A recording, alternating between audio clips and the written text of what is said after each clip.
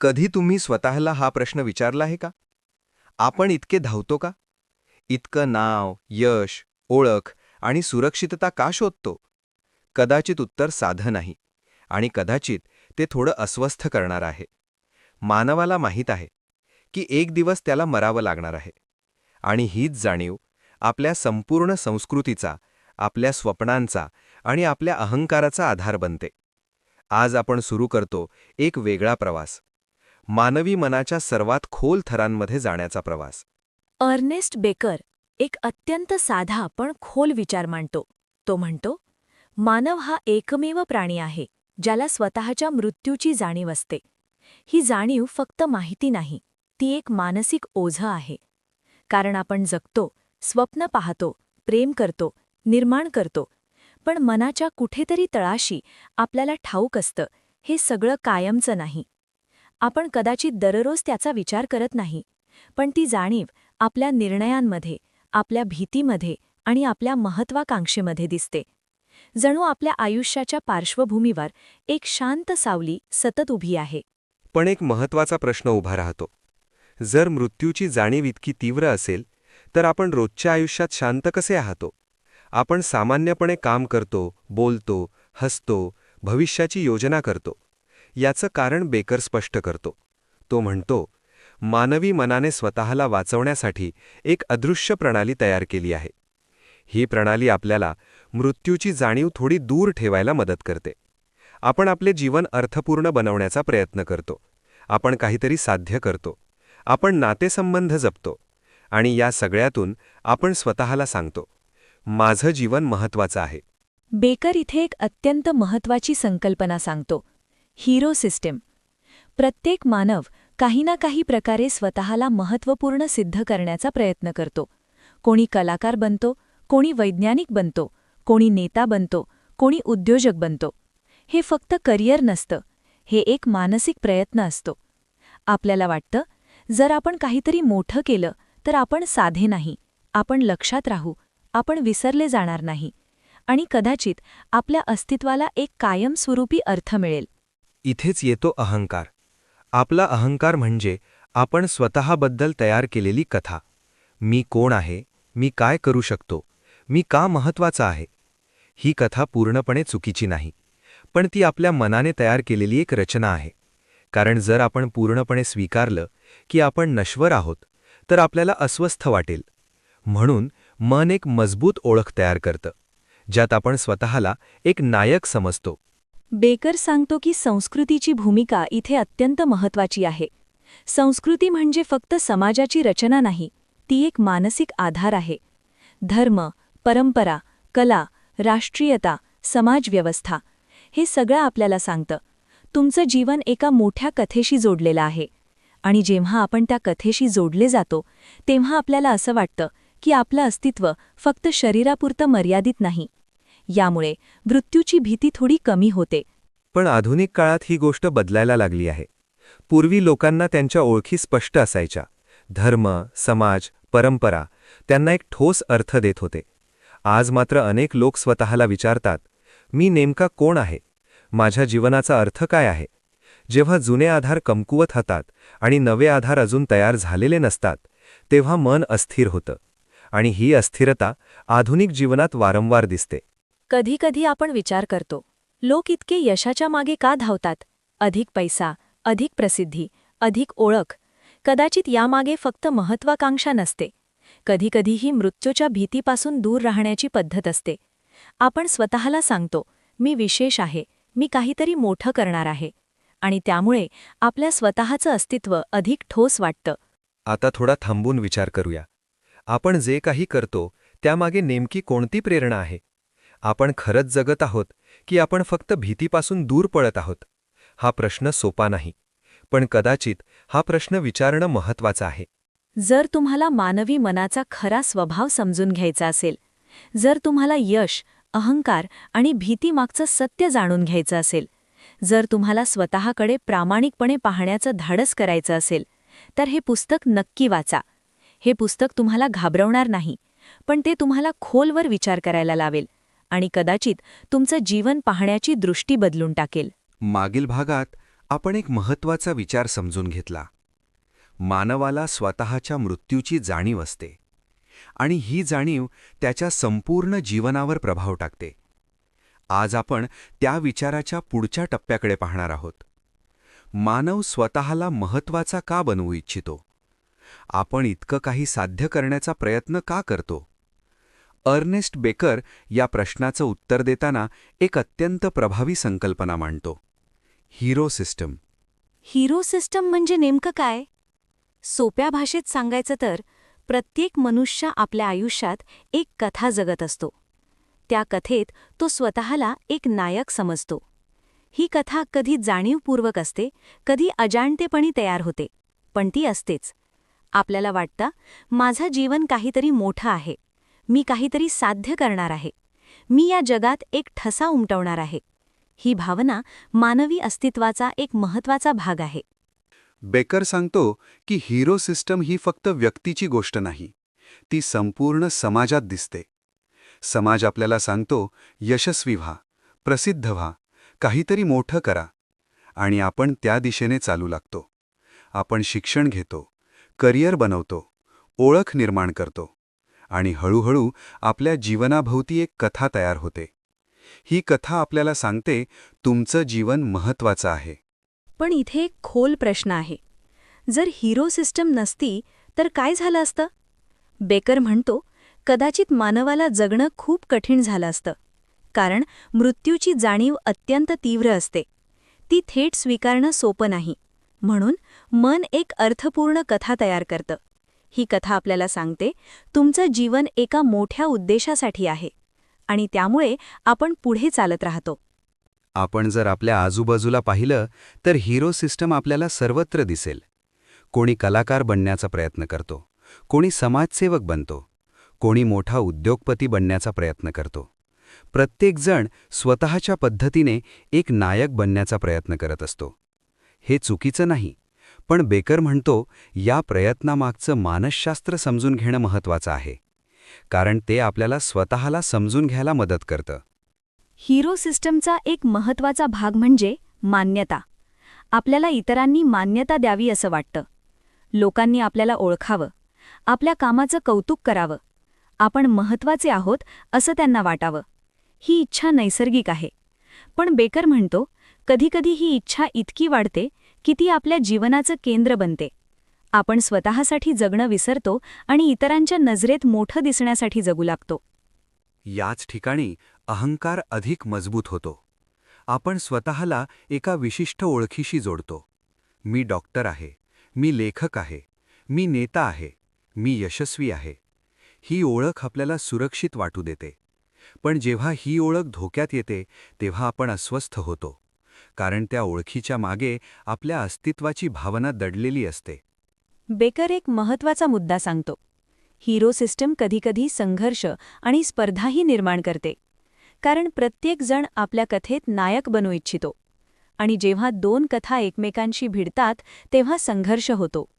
कधी वैयक्तिक पातळीवर, कधी सामाजिक पातळीवर, कधी राष्ट्रीय पातळीवर. इतिहासात अनेक युद्ध फक्त भौतिक कारणांमुळे झाली नाहीत. त्यांच्या मागे ओळख आणि महत्त्वाची भावना देखील होती. आपण जर थोडा खोल विचार केला तर हा प्रश्न उभा राहतो. आपण जे करतो ते खरंच आपल्या अंतःकरणातून येतं का, की आपण हिरो सिस्टमला जिवंत ठेवण्यासाठी करत आहोत? हा प्रश्न कठीण आहे, पण तो विचारणं आवश्यक आहे. कारण जेव्हा आपण हा प्रश्न विचारतो तेव्हा आपण अधिक जागरूक होतो. बेकरच्या मते खरी जाणीव इथून सुरू होते.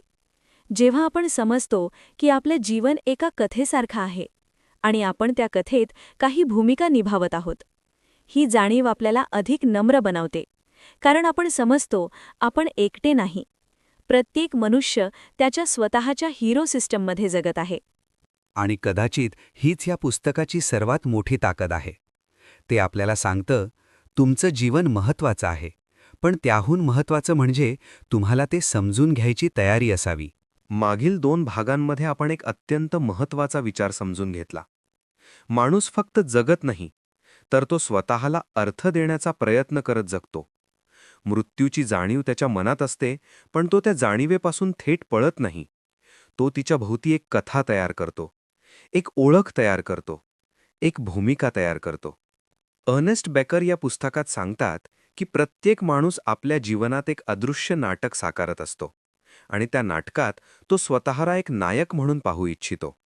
पण इथेच एक अतिशय रोचक आणि खोल प्रश्न निर्माण होतो. जर प्रत्येक माणूस स्वतःच्या जीवनात नायक बनण्याचा प्रयत्न करत असेल, तर मग जगात इतका संघर्ष का आहे? इतकी असुरक्षितता का आहे? आणि इतकी स्पर्धा का आहे? या भागात आपण याच प्रश्नाचं उत्तर शोधायला सुरुवात करणार आहोत. कारण बेकर म्हणतात, माणसाच्या आत चालणारी ही हिरो सिस्टीमची लढाई फक्त त्याच्या मनात राहत नाही, ती बाहेरच्या जगातही दिसू लागते. हो, आणि इथे बेकर एक अत्यंत महत्त्वाचा मुद्दा मांडतात.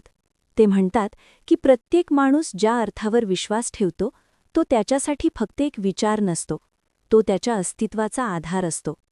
म्हणूनच जेव्हा एखादा दुसरा माणूस वेगळ्या विचार मांडतो, वेगळ्या पद्धतीने जगतो किंवा वेगळ्या मूल्यांवर विश्वास ठेवतो, तेव्हा आपल्याला अस्वस्थ वाटायला लागतं. आपण फक्त असहमत होत नाही, तर आपल्याला आतून असं वाटतं की आपली संपूर्ण ओळख धोक्यात आली आहे. बेकर म्हणतात की याच ठिकाणी माणसांमधील संघर्ष सुरू होतो, कारण प्रत्येकाला वाटत असतं की त्याची कथा खरी आहे, त्याचा मार्ग योग्य आहे आणि त्याचं हिरो सिस्टमच योग्य आहे. थोडा वेळ थांबून आपण आपल्या आयुष्याकडे पाहूया. आपण ज्या गोष्टींवर विश्वास ठेवतो, जसं की यश म्हणजे काय, सन्मान म्हणजे काय, प्रतिष्ठा म्हणजे काय, या सगळ्या गोष्टी आपण स्वतः तयार केलेल्या नसतात. आपण त्या समाजाकडून शिकतो, कुटुंबाकडून शिकतो, संस्कृतीकडून शिकतो आणि हळूहळू त्या आपल्या ओळखीचा भाग बनतात. पण बेकर सांगतात की ही ओळख खूप कठोर होते तेव्हा माणूस दुसऱ्याला स्वीकारू शकत नाही. कारण त्याला भीती वाटते, जर दुसरा माणूस बरोबर असेल तर मग मी चुकीचा ठरेन का? आणि जर मी चुकीचा ठरलो तर माझं संपूर्ण आयुष्य ज्या अर्खावर उभं आहे तो कोसळेल का? आणि म्हणूनच बेकर एक अत्यंत प्रभावी संकल्पना मांडतात, इममॉर्टॅलिटी प्रोजेक्ट. त्यांच्या मते प्रत्येक माणूस आपल्या आयुष्यात काहीतरी असं करायचा प्रयत्न करतो ज्यामुळे त्याला वाटतं की तो साधा माणूस नाही, तो महत्त्वाचा आहे, त्याचं जीवन काहीतरी अर्थपूर्ण आहे.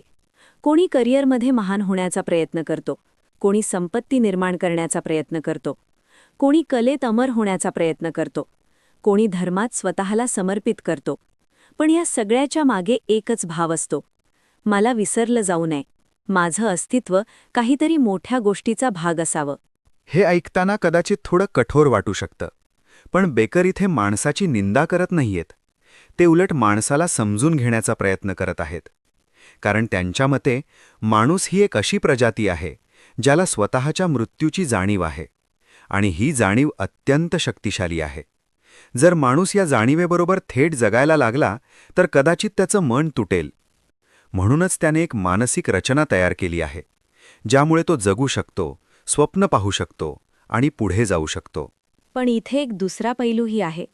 जेव्हा माणूस आपल्या इममॉर्टॅलिटी प्रोजेक्टवर खूप अवलंबून राहतो, तेव्हा तो हळूहळू त्याचाच कैदी बनतो. त्याला सतत सिद्ध करावं लागतं की तो महत्त्वाचा आहे. त्याला सतत मान्यता हवी असते. त्याला सतत इतरांपेक्षा वर राहायचं असतं. आणि यामुळे त्याच्या आयुष्यात एक सततची अस्वस्थता निर्माण होते. बेकर सांगतात की आधुनिक जगात ही समस्या अधिक तीव्र झाली आहे. पूर्वीच्या काळात समाजाने माणसाला एक स्पष्ट ओळख दिली होती. धर्म, परंपरा आणि समाजरचना यामुळे माणसाला आपलं स्थान समजत होतं. पण आजच्या काळात माणूस पूर्णपणे स्वातंत्र्याच्या जगात आला आहे. त्याच्याकडे अनेक पर्याय आहेत, अनेक मार्ग आहेत, आणि हे स्वातंत्र्य ऐकायला सुंदर असलं तरी त्याच्याबरोबर एक मोठी जबाबदारीही येते, स्वतःचा अर्थ स्वतः निर्माण करण्याची. आणि हीच गोष्ट अनेकांना घाबरवते. कारण जेव्हा स्पष्ट मार्ग नसतो तेव्हा माणूस सतत स्वतःला विचारत राहतो, मी जे करत आहे ते योग्य आहे का? माझं आयुष्य खरंच अर्थपूर्ण आहे का? हीच ती अवस्था आहे जिथे अँक्झायटी जन्माला येते. पण बेकरच्या मते ही साधी चिंता नाही, ही अस्तित्वाची चिंता आहे. म्हणजेच मी कोण आहे, मी का जगतो आहे, आणि माझं आयुष्य खरंच महत्त्वाचं आहे का? हे प्रश्न माणसाला आतून हादरवू शकतात. म्हणूनच अनेकदा माणूस या प्रश्नांपासून दूर पळतो. तो स्वतःला कामात बुडवतो, तो स्वतःला व्यस्त ठेवतो, तो स्वतःभोवती एक अशी दुनिया तयार करतो जिथे त्याला सतत असं वाटतं की तो योग्य दिशेने जात आहे.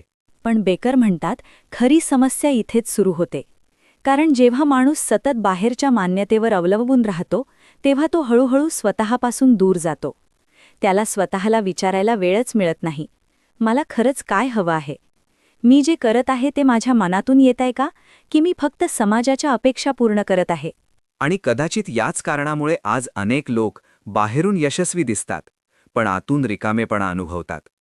कारण त्यांचं हिरो सिस्टम मजबूत आहे, पण त्यांची अंतर्गत शांतता कमकुवत आहे.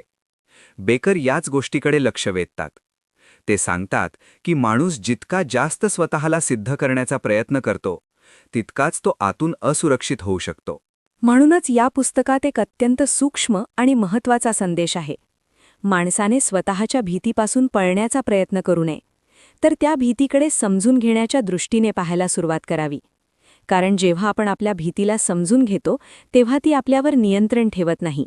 आणि कदाचित याच ठिकाणी जीवनात एक नवीन दार उघडतं, जिथे माणूस फक्त यशस्वी होण्यासाठी जगत नाही, तो समजून घेण्यासाठी जगतो, तो स्वतःला शोधण्यासाठी जगतो.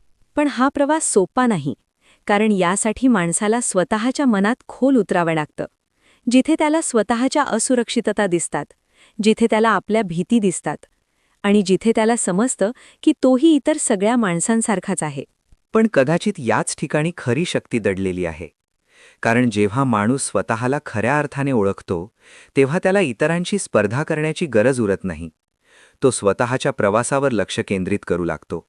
आणि पुढच्या भागात आपण याच ठिकाणाहून पुढे जाणार आहोत. बेकर पुढे एक अत्यंत महत्त्वाचा प्रश्न विचारतात. जर माणूस मृत्यूची जाणीव टाळण्यासाठी इतकी मोठी मानसिक रचना तयार करतो, तर मग खऱ्या अर्थाने स्वातंत्र्य म्हणजे काय? हा प्रश्न फक्त तत्त्वज्ञानाचा नाही, हा आपल्या प्रत्येकाच्या आयुष्याशी संबंधित आहे. म्हणूनच पुढचा भाग या संपूर्ण पुस्तकातील सर्वात खोल आणि परिवर्तन घडवणाऱ्या विचारांपैकी एक उलगडणार आहे. मागील भागात आपण एक महत्त्वाची गोष्ट समजून घेतली. प्रत्येक माणूस आपल्या आयुष्यात एक इमॉर्टॅलिटी प्रोजेक्ट तयार करतो. म्हणजेच आपलं जीवन अर्थपूर्ण आहे, आपण महत्त्वाचे आहोत आणि आपलं अस्तित्व साधं नाही याची खात्री करून घेण्याचा एक प्रयत्न. पण बेकर इथले एक अतिशय खोल प्रश्न विचारतात. जर प्रत्येक माणूस स्वतःला सिद्ध करण्यासाठी झगडत असेल, तर मग माणूस खऱ्या अर्थाने मुक्त कधी होतो? हा प्रश्न ऐकायला साधा वाटतो, पण तो माणसाच्या अस्तित्वाच्या मध्यभागी जाऊन भिडतो. कारण आपण ज्या गोष्टींना स्वातंत्र्य म्हणतो, त्या अनेकदा खरं तर आपल्याला मिळालेल्या चौकटींच्या आत असतात. आपण ज्या समाजात जन्मतो, ज्या संस्कृतीत वाढतो, ज्या मूल्यांवर विश्वास ठेवतो, त्या सगळ्या गोष्टी आपल्या मनात एक अदृश्य चौकट तयार करतात. आणि हळूहळू आपण त्या चौकटीतच जगायला शिकतो. आपल्याला वाटतं आपण स्वतः निर्णय घेतो आहोत. पण बेकर म्हणतात, अनेकदा आपण फक्त त्या चौकटींची पुनरावृत्ती करत असतो. थोडा वेळ शांतपणे विचार करा. आपण ज्या गोष्टींना यश मानतो, त्या खरंच आपल्याला आतून महत्त्वाच्या वाटतात का? की त्या फक्त समाजाने आपल्याला शिकवल्या आहेत? आपण ज्या गोष्टींसाठी इतका संघर्ष करतो, त्या खरंच आपल्या आत्म्याला शांत करतात का? की त्या फक्त आपल्याला भीतीपासून दूर ठेवतात? बेकर म्हणतात, माणसाच्या आयुष्यातील सर्वात मोठा संघर्ष हा बाहेरच्या जगाशी नसतो, तो आपल्या स्वतःच्या मनाशी असतो. कारण एकीकडे माणूस सुरक्षिततेचा शोध घेतो, त्याला एक ओळख हवी असते, एक स्थिरता हवी असते. पण दुसरीकडे त्याच्या आत एक अशी इच्छा असते, जी त्याला खऱ्या अर्थाने जिवंत राहायला सांगते, जी त्याला सांगते की तू फक्त एक भूमिका निभावण्यासाठी जन्माला आला नाहीस. इथे बेकर एक अत्यंत महत्त्वाचा विचार मांडतात, कॅरेक्टर आर्मर. त्यांच्या मते प्रत्येक माणूस आपल्या आयुष्यात एक मानसिक कवच तयार करतो. हे कवच त्याला सुरक्षित ठेवतं, ते त्याला जगाशी सामना करण्यास मदत करतं. पण हळूहळू हेच कवच त्याला कैद करू लागतं. कारण जेव्हा आपण एका ठराविक ओळखीला चिकटून राहतो, जसं की मी यशस्वी आहे, मी हुशार आहे, मी श्रेष्ठ आहे, मी इतरांपेक्षा वेगळा आहे, तेव्हा त्या ओळखीला टिकवण्यासाठी आपल्याला सतत संघर्ष करावा लागतो. आणि या संघर्षामुळे माणूस थकायला लागतो. हो, आणि इथे बेकर एक अत्यंत मानवी सत्य उलगडतात. ते सांगतात की माणूस फक्त जगण्यासाठी झगडत नाही, तो स्वतःच्या भीतीपासून दूर राहण्यासाठी झगडतो. कारण जेव्हा माणूस थांबतो, जेव्हा तो शांतपणे स्वतःकडे पाहतो, तेव्हा त्याला एक अस्वस्थ करणारी गोष्ट जाणवते, की तो नश्वर आहे. की एक दिवस हे सगळं संपणार आहे. आणि ही जाणीव इतकी शक्तिशाली असते की माणूस पुन्हा लगेच व्यस्त होतो. तो काहीतरी साध्य करण्याच्या मागे धावतो. तो स्वतःला सिद्ध करण्याच्या प्रयत्नात गुंततो. कारण त्या धावपळीत त्याला थोडा वेळ तरी शांतता मिळते. पण बेकर म्हणतात ही शांतता तात्पुरती असते. कारण आतल्या प्रश्नांचं उत्तर अजून मिळालेलं नसतं. म्हणूनच अनेकदा आपण पाहतो काही लोकांकडे सर्व काही असतं. संपत्ती असते, सन्मान असतो, यश असतं. पण तरीही त्यांच्या डोळ्यात एक रिकामेपणा असतो. कारण त्यांनी जे काही तयार केलं आहे ते त्यांच्या भीतीपासून वाचण्यासाठी तयार केलं आहे, स्वतःला समजून घेण्यासाठी नाही.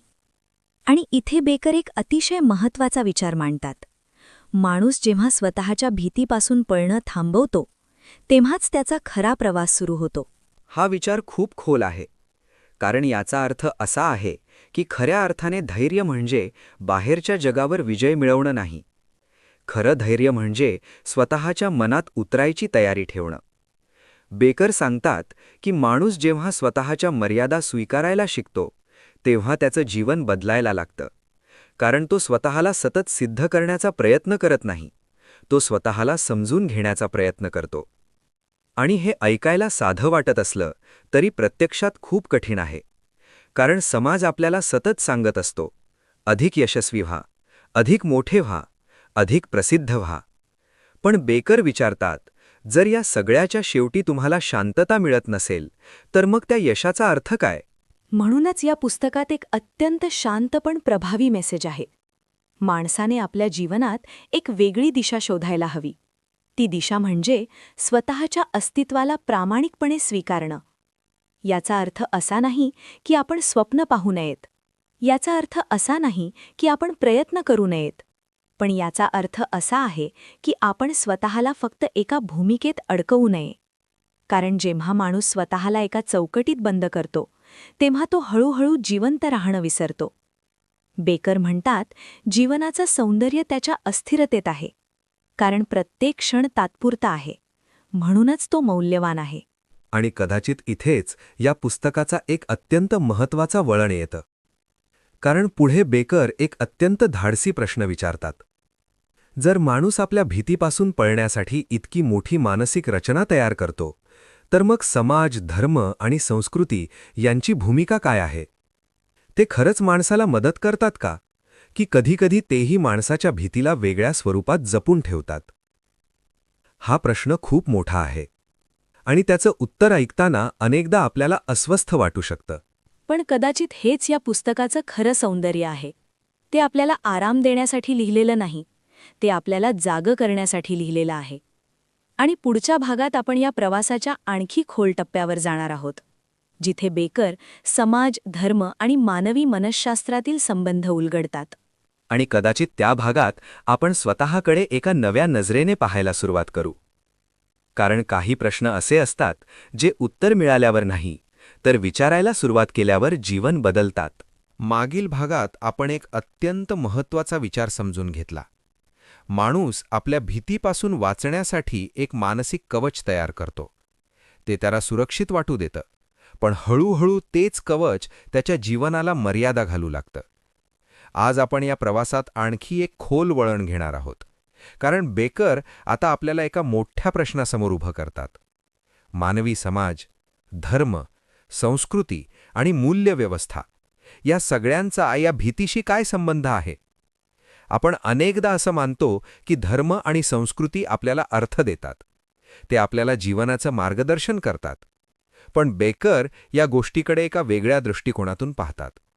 त्यांच्या मते समाज आणि धर्म हे फक्त नैतिक चौकट नाहीत. ते मानवी भीतीला समजून घेण्याचा आणि तिला हाताळण्याचा एक प्रयत्न आहेत. थोडा वेळ विचार करा.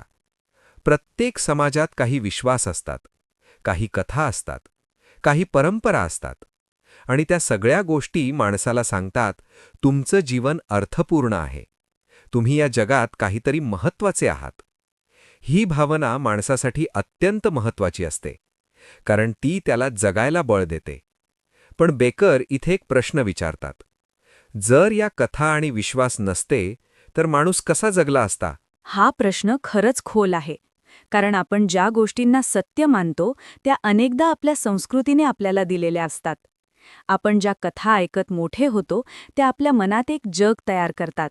त्या जगात चांगलं काय, वाईट काय, महत्वाचं काय, तुच्छ काय, हे सगळं ठरलेलं असतं. आणि या चौकटीमुळे माणसाला स्थिरता मिळते. त्याला वाटतं, मी या जगाचा एक भाग आहे.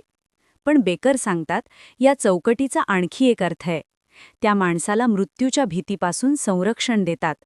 कारण जेव्हा एखादा समाज म्हणतो, तुमचं जीवन एका मोठ्या अर्थाशी जोडलेलं आहे, तेव्हा माणसाला वाटतं की त्याचं अस्तित्व फक्त तात्पुरतं नाही. त्याच्या जीवनाला एक व्यापक संदर्भ मिळतो.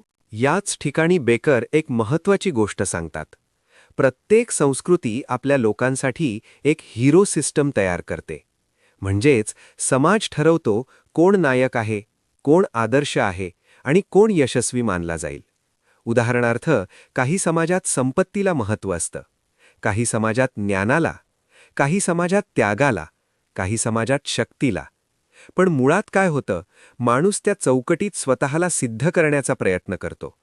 त्याला वाटतं, जर मी या समाजाच्या निकषांनुसार यशस्वी झालो तर माझं जीवन अर्थपूर्ण ठरेल. पण बेकर सांगतात, इथेच एक मोठं संकट दडलेलं असतं. कारण जेव्हा आपण फक्त समाजाने दिलेल्या मोजपट्टीवर स्वतःला मोजतो, तेव्हा आपण स्वतःला खऱ्या अर्थाने ओळखत नाही. आणि कदाचित म्हणूनच अनेक लोक यश मिळवूनही अस्वस्थ असतात. त्यांनी जे काही साध्य केलं आहे ते समाजाच्या निकषांनुसार योग्य असतं, पण त्यांच्या आत एक प्रश्न अजूनही जिवंत असतो. मी खरंच हेच व्हायचं होतं का? हा प्रश्न खूप शांतपणे येतो, कधी अचानक, कधी एखाद्या एकांताच्या क्षणी. आणि त्या क्षणी माणूस स्वतःकडे नव्याने पाहू लागतो. बेकर म्हणतात, हा क्षण महत्त्वाचा असतो, कारण इथे माणूस पहिल्यांदा स्वतःच्या हिरो सिस्टीमकडे पाहतो. आणि जेव्हा माणूस हे पाहू लागतो तेव्हा त्याला एक गोष्ट समजते. आपण ज्या गोष्टींना इतकं महत्त्व देतो त्या कधीकधी फक्त एक मानसिक रचना असतात. त्यांचा उपयोग असतो, त्या आपल्याला स्थिरता देतात, पण त्या अंतिम सत्य नसतात. बेकर इथे एक धाडसी निरीक्षण मांडतात. ते म्हणतात, मानवी इतिहासातील अनेक संघर्ष फक्त संसाधनांसाठी झाले नाहीत, ते अनेकदा ओळख आणि विश्वासांसाठी झाले. कारण जेव्हा एखाद्या माणसाचा हिरो सिस्टम धोक्यात येतो तेव्हा तो अस्वस्थ होतो, आणि जेव्हा संपूर्ण समाजाचा हिरो सिस्टम धोक्यात येतो तेव्हा संघर्ष निर्माण होतो. म्हणूनच बेकर सांगतात, माणसाला स्वतःच्या विश्वासांची जाणीव असणं आवश्यक आहे. कारण जेव्हा आपण आपल्या विश्वासांकडे जागरूकतेने पाहतो तेव्हा आपण अधिक समजूतदार होतो. आपण इतरांच्या विश्वासांनाही समजून घेऊ लागतो. आणि कदाचित इथेच मानवतेची खरी सुरुवात होते. कारण आपण समजतो, प्रत्येक माणूस त्याच्या भीतीशी सामना करण्याचा प्रयत्न करत आहे. कोणी धर्मातून, कोणी कामातून, कोणी कुटुंबातून, कोणी विचारांमधून. पण प्रयत्न एकच आहे, अस्तित्वाला अर्थ देण्याचा. आणि या ठिकाणी बेकर एक महत्त्वाचा विचार पुढे आणतात. जर माणूस या सगळ्या गोष्टी समजून घेतो तर त्याचं जीवन कसं बदलू शकतं? ते सांगतात, जाणीव माणसाला अधिक नम्र बनवते. कारण त्याला कळतं, तो जे काही करतो ते पूर्ण सत्य नाही, ते एक प्रयत्न आहे, एक मानवी प्रयत्न, जीवनाला अर्थ देण्याचा. आणि कदाचित हीच जाणीव माणसाला अधिक मानवी बनवते. कारण तो इतरांवर वर्चस्व गाजवण्याऐवजी त्यांना समजून घेण्याचा प्रयत्न करतो. तो स्वतःला सिद्ध करण्याऐवजी स्वतःला समजून घेण्याचा प्रयत्न करतो. आणि इथूनच जीवनाचा एक नवीन अध्याय सुरू होतो. पण बेकरचा प्रवास इथे थांबत नाही. कारण पुढच्या भागात ते एक अत्यंत महत्त्वाचा प्रश्न विचारतात. जर माणूस स्वतःच्या हिरो सिस्टीमपासून जागा झाला तर मग त्याला जगण्यासाठी काय आधार मिळेल? तो कसा जगेल? तो कशावर विश्वास ठेवेल? हा प्रश्न अत्यंत महत्त्वाचा आहे. आणि कदाचित याच प्रश्नात या पुस्तकाचा सर्वात खोल अर्थ दडलेला आहे. पुढच्या भागात आपण मानवी धैर्य, सर्जनशीलता आणि खऱ्या अर्थाने जगण्याचा मार्ग या विषयांवर बेकर काय सांगतात ते पाहू. कधीकधी जीवन समजून घेण्यासाठी आपल्याला स्वतःच्या भीतीकडे शांतपणे पाहावं लागतं. आणि कदाचित त्या क्षणापासून आपण खऱ्या अर्थाने जगायला सुरुवात करतो. आत्तापर्यंतच्या आपल्या प्रवासात आपण एक गोष्ट स्पष्टपणे पाहिली आहे. मानव फक्त जगण्यासाठी जगत नाही, तो अर्थासाठी जगतो. तो आपल्या अस्तित्वाला महत्त्व देण्यासाठी जगतो. पण आज आपण या विचाराच्या आणखी खोल थरात प्रवेश करणार आहोत. कारण बेकर आता एक अत्यंत सूक्ष्म आणि गुंतागुंतीचा प्रश्न उभा करतात. जर माणूस सतत भीतीपासून पळण्यासाठी हिरो सिस्टम तयार करत असेल, तर मग खऱ्या अर्थाने धैर्य म्हणजे काय? धैर्य म्हणजे फक्त बाहेरच्या जगात यश मिळवणं का? की धैर्य म्हणजे स्वतःच्या मर्यादा स्वीकारणं? हा प्रश्न ऐकायला साधा वाटतो, पण तो मानवी जीवनाच्या मध्यभागी जाऊन भिडतो. कारण आपल्या समाजात धैर्याची व्याख्या अनेकदा वेगळी असते. आपण धैर्य म्हणतो मोठं यश मिळवणं, सर्वांपेक्षा पुढे जाणं, सिद्ध करणं की आपण श्रेष्ठ आहोत. पण बेकर या सगळ्याला एक वेगळ्या दृष्टीने पाहतात. ते सांगतात, कधीकधी माणूस जे सर्वात मोठं धैर्य दाखवतो ते म्हणजे स्वतःच्या असुरक्षिततेकडे प्रामाणिकपणे पाहणं. कारण ते करणं अत्यंत कठीण असतं. आपल्याला स्वतःला मजबूत दाखवायची सवय असते, आपल्याला स्वतःला सिद्ध करायची सवय असते. पण जेव्हा माणूस शांतपणे थांबतो आणि स्वतःला विचारतो, मी खरंच कोण आहे, तेव्हा एक नवीन प्रवास सुरू होतो. हो, आणि बेकर याच ठिकाणी एक अत्यंत महत्त्वाचा विचार मांडतात, क्रिएटिव्ह करेज, म्हणजे सर्जनशील धैर्य. हे धैर्य नेमकं काय असतं? ते म्हणजे जीवनाला एका तयार चौकटीत बसवण्याचा प्रयत्न न करता त्याला प्रामाणिकपणे अनुभवण्याची तयारी ठेवणं. कारण अनेकदा आपण सुरक्षित मार्ग निवडतो. आपण त्या गोष्टी करतो ज्या समाजाला योग्य वाटतात. आपण त्या गोष्टी मानतो ज्या आपल्याला सुरक्षित ठेवतात. पण बेकर म्हणतात, कधीकधी खऱ्या अर्थाने जिवंत राहण्यासाठी माणसाने स्वतःचा मार्ग शोधला पाहिजे. आणि हा मार्ग सोपा नसतो, कारण तो बाहेरच्या मान्यतेवर आधारित नसतो. तो आतल्या प्रामाणिकतेवर आधारित असतो. बेकर सांगतात की जेव्हा माणूस स्वतःचा मार्ग शोधायला लागतो तेव्हा त्याला एक वेगळी जाणीव होते. त्याला कळतं, जीवन पूर्णपणे सुरक्षित असू शकत नाही. कारण जीवन म्हणजे बदल, जीवन म्हणजे अनिश्चितता. आणि हे स्वीकारणं सोपं नसतं. म्हणूनच अनेकदा माणूस स्थिरतेला चिकटून राहतो. त्याला वाटतं, जर मी सगळं नियंत्रणात ठेवू शकलो तर मी सुरक्षित राहीन. पण बेकर सांगतात, ही सुरक्षितता अनेकदा एक भ्रम असते. कारण जीवन नेहमी बदलत असतं. आणि कदाचित म्हणूनच बेकर मानवी सर्जनशीलतेला खूप महत्त्व देतात. कारण सर्जनशीलता म्हणजे फक्त कला नाही, ती एक जीवन जगण्याची पद्धत आहे. जेव्हा माणूस सर्जनशील असतो तेव्हा तो जीवनाकडे एका उघड्या मनाने पाहतो. तो फक्त ठरलेल्या मार्गाने चालत नाही. तो प्रश्न विचारतो, तो शोध घेतो, आणि या प्रक्रियेत तो स्वतःला नव्याने ओळखतो. हेच सर्जनशील धैर्य आहे. पण इथे बेकर एक अत्यंत वास्तववादी गोष्ट सांगतात. ते म्हणतात, हा प्रवास सोपा नाही. कारण जेव्हा माणूस स्वतःचा मार्ग निवडतो तेव्हा त्याला एकटेपणाचा अनुभव येऊ शकतो. समाज नेहमी त्या लोकांना समजून घेत नाही जे वेगळा विचार करतात. पण तरीही इतिहासात जे लोक बदल घडवून आणतात ते असेच लोक असतात, ज्यांनी भीती असूनही स्वतःच्या सत्याचा शोध घेतला. आणि बेकरच्या मते याच ठिकाणी मानवी जीवनाचं सौंदर्य आहे. कारण माणूस फक्त भीतीने चालणारा प्राणी नाही, तो अर्थ शोधणारा प्राणी आहे. तो प्रश्न विचारणारा आहे, तो निर्माण करणारा आहे. आणि जेव्हा तो या शक्तीला ओळखतो तेव्हा त्याचं जीवन बदलायला लागतं. कारण मग तो फक्त जगत नाही, तो जाणीवपूर्वक जगायला लागतो. मला इथे एक शांत प्रश्न विचारावासा वाटतो. आपण आपल्या आयुष्यात खरंच कोणत्या गोष्टींसाठी जगतो? आपण जे करतो ते खरंच आपल्या आतून येतं का? की आपण फक्त एक आधीच तयार केलेल्या कथेत आपली भूमिका निभावत आहोत?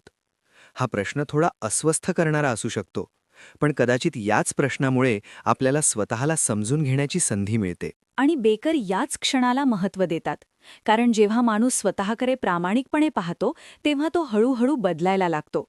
तो स्वतःला दोष देत नाही, तो स्वतःला समजून घेण्याचा प्रयत्न करतो. आणि कदाचित हीच खरी सुरुवात असते, जीवन समजून घेण्याची. पण बेकरचा विचार अजून संपलेला नाही. कारण पुढच्या भागात ते मानवी नातेसंबंधांबद्दल एक अत्यंत खोल निरीक्षण मांडतात. आपण इतरांवर इतकं अवलंबून का असतो? आपण नात्यांमध्ये इतकी अपेक्षा का ठेवतो? आणि कधीकधी नातेसंबंध आपल्या हिरो सिस्टमचा भाग कसे बनतात? हा भाग विशेष महत्त्वाचा आहे. कारण इथे आपण प्रेम, अपेक्षा आणि मानवी जवळीक या सगळ्यांकडे एका वेगळ्या नजरेने पाहणार आहोत. आणि कदाचित या प्रवासात आपण स्वतःलाही नव्याने समजून घेऊ. आत्तापर्यंत आपण एक महत्त्वाचा प्रवास केला आहे. मानवी भीती, हिरो सिस्टम, समाज, संस्कृती, सर्जनशील धैर्य या सगळ्या संकल्पना आपण शांतपणे समजून घेतल्या. पण आता बेकर आपल्याला आणखी एका अत्यंत मानवी आणि संवेदनशील विषयाकडे घेऊन जातात. तो विषय म्हणजे मानवी नातेसंबंध. प्रेम, जवळीक, विश्वास आणि अपेक्षा. आपण सगळेच नात्यांमध्ये अर्थ शोधतो. आपल्याला वाटतं कोणीतरी आपल्याला पूर्ण समजून घेईल, कोणीतरी आपल्याला कायम स्वीकारेल, कोणीतरी आपल्या अस्तित्वाला पूर्ण अर्थ देईल. ही भावना अत्यंत नैसर्गिक आहे. पण बेकर या भावनेकडे एक वेगळ्या नजरेने पाहतात. ते सांगतात, कधीकधी आपण नात्यांकडून इतकी अपेक्षा ठेवतो की आपण त्यांना आपल्या हिरो सिस्टीमचा भाग बनवतो. हो, आणि हा विचार खूप सूक्ष्म आहे. आपण अनेकदा प्रेमाकडे एक प्रकारच्या अंतिम उत्तरासारखं पाहतो. आपल्याला वाटतं, जर मला योग्य व्यक्ती भेटली तर माझं जीवन पूर्ण होईल. जर मला कोणीतरी पूर्णपणे स्वीकारलं तर माझ्या आतली असुरक्षितता नाहीशी होईल. पण बेकर म्हणतात, ही अपेक्षा खूप मोठी असते, कारण आपण एका माणसावर आपल्या संपूर्ण अस्तित्वाचा ओझं टाकतो. आपण त्यांच्याकडून अपेक्षा ठेवतो की ते आपल्याला अर्थ देतील, आपल्याला सुरक्षित वाटू देतील, आपल्या भीतीपासून आपल्याला वाचवतील. पण खरं पाहिलं तर कोणताही मनुष्य इतकं मोठं ओझं उचलू शकत नाही. बेकर याच ठिकाणी एक अत्यंत महत्त्वाची संकल्पना मांडतात. ट्रान्सफरन्स. म्हणजेच आपण आपल्या आतल्या भीती, अपेक्षा आणि आशा दुसऱ्या व्यक्तीवर प्रोजेक्ट करतो. आपण त्यांना फक्त एक माणूस म्हणून पाहत नाही, आपण त्यांना एक प्रकारचा आधार मानतो, एक सुरक्षित जागा. पण जेव्हा आपण असं करतो तेव्हा नातेसंबंध गुंतागुंतीचे होऊ लागतात. कारण त्या व्यक्तीला आपल्या कल्पनांनुसार जगणं शक्य नसतं आणि मग निराशा निर्माण होते. आणि कदाचित म्हणूनच बेकर सांगतात की प्रेम अत्यंत सुंदर आहे, पण ते पूर्ण उत्तर नाही.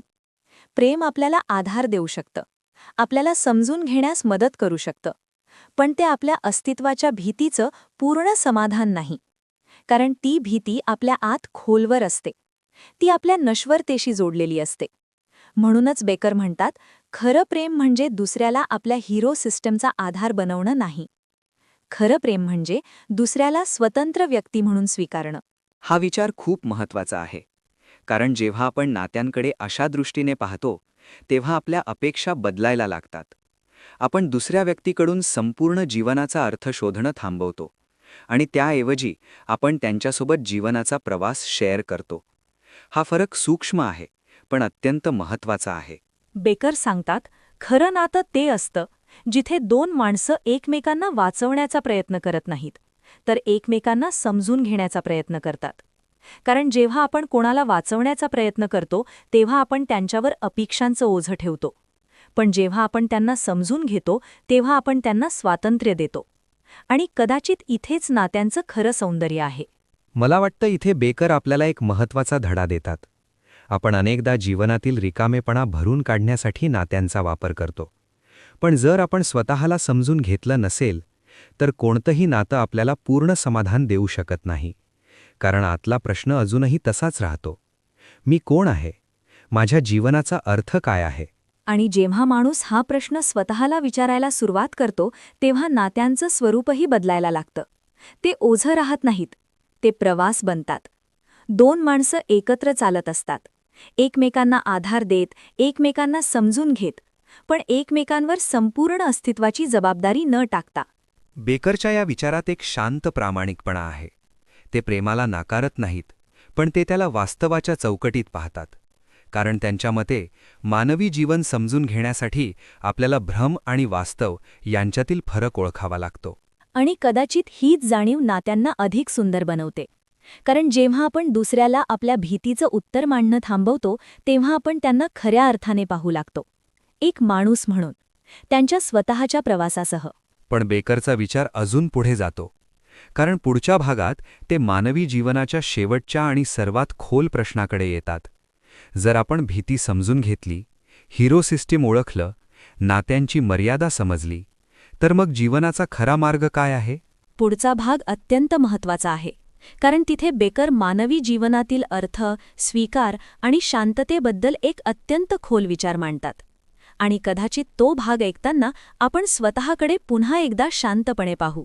आपण इतका प्रवास केला, अनेक कथा ऐकल्या, अनेक अनुभवांतून गेलो. प्रत्येक प्रसंगात एक धडा होता. कधी श्रद्धेचा, कधी संयमाचा, तर कधी आत्मपरीक्षणाचा. पण मला असं वाटतं, या सर्व प्रवासाचा खरा अर्थ आता समजायला लागतो आहे. कारण जेव्हा मन शांत होतं, तेव्हा शब्दांपेक्षा अनुभव जास्त बोलू लागतात. आणि त्या अनुभवातूनच जीवनाचा खरा अर्थ उमगतो. हो, अगदी तसंच. सुरुवातीला आपण फक्त कथा ऐकत होतो, पण आता त्या कथा आपल्या जीवनाशी जोडल्या गेल्यासारख्या वाटतात. ज्या गोष्टी आधी साध्या वाटत होत्या, त्या आता खोल अर्थ सांगू लागल्या आहेत. मला असं जाणवतं की प्रत्येक माणसाच्या आयुष्यात असा एक क्षण येतो, जेव्हा तो स्वतःकडे नव्याने पाहू लागतो. आणि तो क्षणच खरं तर परिवर्तनाची सुरुवात असते. बरोबर. आणि कदाचित म्हणूनच या साऱ्या कथांचा उद्देश फक्त मनोरंजन नसून जागृती आहे. मनात प्रकाश निर्माण करणं आहे. जेव्हा माणूस स्वतःला ओळखायला लागतो, तेव्हा त्याला जग वेगळ्या नजरेतून दिसू लागतं. दुःख असो किंवा आनंद, प्रत्येक गोष्ट त्याला काहीतरी शिकवून जाते. आणि त्या शिकण्यातच जीवनाची खरी श्रीमंती आहे. कारण ज्ञान हे केवळ पुस्तकात नसतं, ते अनुभवांत असतं. आपण जे पाहतो, जे ऐकतो आणि जे अनुभवतो, त्यातूनच आपली वाट तयार होत असते. त्यामुळे या प्रवासाचा शेवट नसतो, तो सतत चालूच राहतो. म्हणूनच मला वाटतं, आपण आज इथे थांबतो आहोत, पण हा शेवट नाही. उलट हा एक नवा आरंभ आहे. या कथांनी आपल्याला जे दिलं, ते आपल्या मनात जपून ठेवायचं आहे. कारण जेव्हा कधी आपण संभ्रमात पडू, तेव्हा हेच विचार आपल्याला दिशा दाखवतील. हो, आणि कदाचित याचाच अर्थ असा की जीवन हा एक सतत चालणारा ग्रंथ आहे. प्रत्येक दिवस म्हणजे एक नवं पान, आणि प्रत्येक अनुभव म्हणजे एक नवी ओळ. जर आपण त्या ओळी समजून घेतल्या, तर आपला प्रवास अधिक सुंदर होऊ शकतो. मग चला, या प्रवासाला मनापासून नमस्कार करूया. जे शिकलो त्याबद्दल कृतज्ञता ठेवूया आणि पुढच्या वाटचालीसाठी आत्मविश्वास बाळगूया. हो, कारण शेवटी एकच सत्य उरतं. मनात श्रद्धा असेल, विचारात प्रकाश असेल आणि कृतीत प्रामाणिकपणा असेल, तर जीवन आपोआप अर्थपूर्ण होतं. आणि हाच या संपूर्ण प्रवासाचा सार आहे.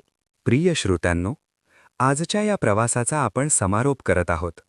इतके दिवस आपण शब्दांच्या, कथांच्या आणि अनुभवांच्या वाटेने चालत आलो.